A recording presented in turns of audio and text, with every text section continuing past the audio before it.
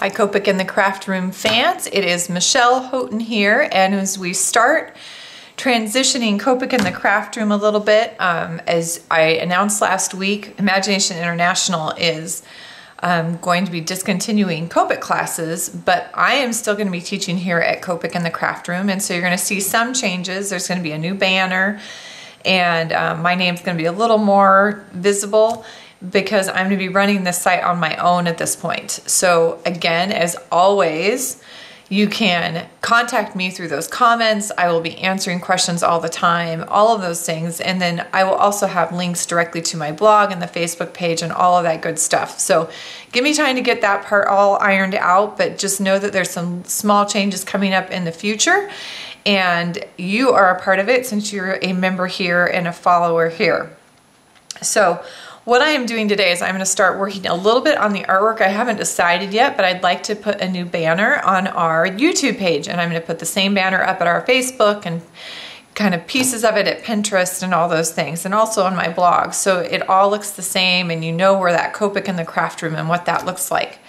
So one of the things I thought I'd do is create a background, and Yupo is a paper that is a really neat mixed media paper. It has a very smooth texture to it, almost like a photo paper, and it comes in different styles. This is the white, for a lot of times used for watercolor or with alcohol ink techniques, and so we're going to use it with some alcohol ink because, as we know, Copic is alcohol ink. So I've pulled the sheet out.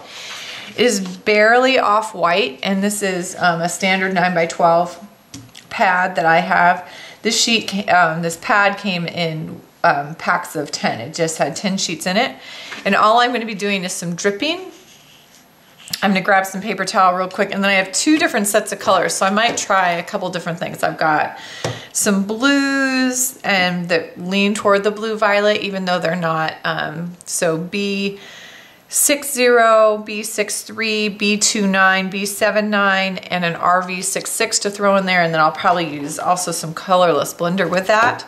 I also have a group of blues and blue-greens, so we'll see if one of these works for possibly a nice background, and sometimes you can't tell until you get things dry and it stops moving. So we'll see what happens and see what we like. So I'm going to grab some paper towel, and I will just go ahead and get going on that. I will probably voice over this section. If I need to, I can speed it up a little bit. So I am going to start with a B60, and all I'm doing is I'm going to drip that across the page, and you're going to see, because that is a glossy surface, it's going to spread pretty fast. B63 is next.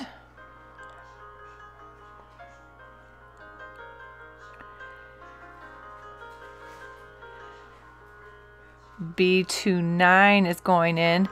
The sprinkles that you see on there, those little tiny splatters, there was dry ink on the screws of the refill, and some of that tapped off, and so I tapped a little extra.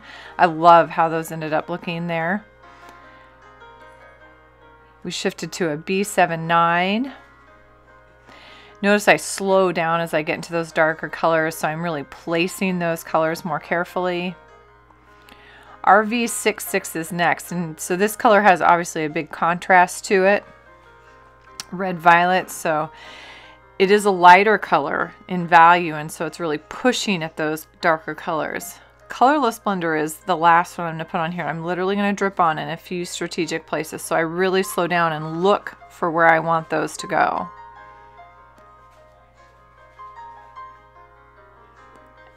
I'm also letting them spread a little bit before I decide where to put my next one, so it really turns out fairly balanced.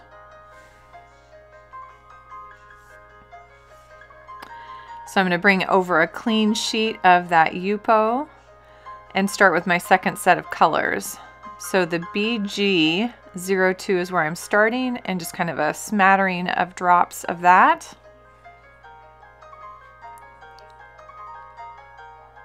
B05 is next. Again, notice even there slowing down from the first color.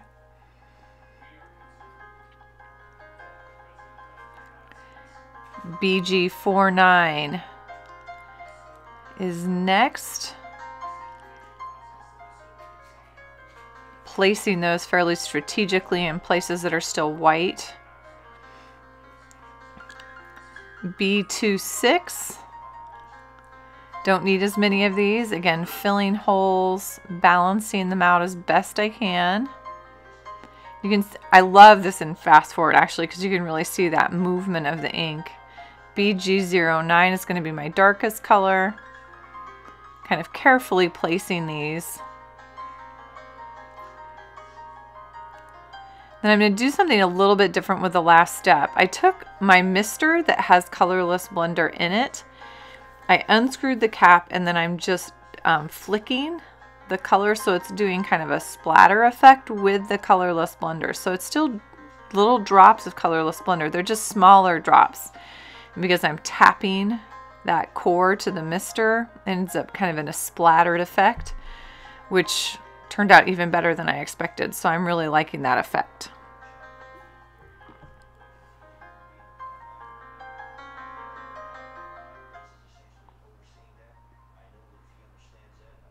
So I have two backgrounds and I'm actually liking both of them. So I will definitely use both in projects. I don't know that they're done yet. I think I'd consider coming in, especially on this one, and maybe adding even some like opaque white detail, but I don't know yet. This one is at least not moving.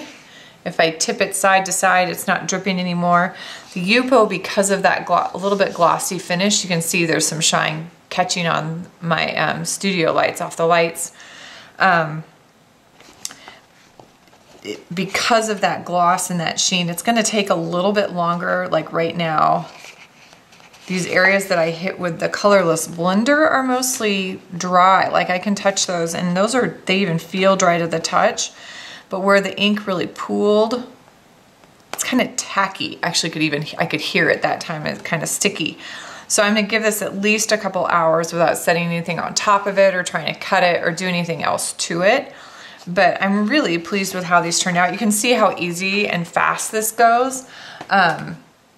You could do much more detailed work, but this is kind of the first stage of a background that I could use possibly for Copic in the craft room.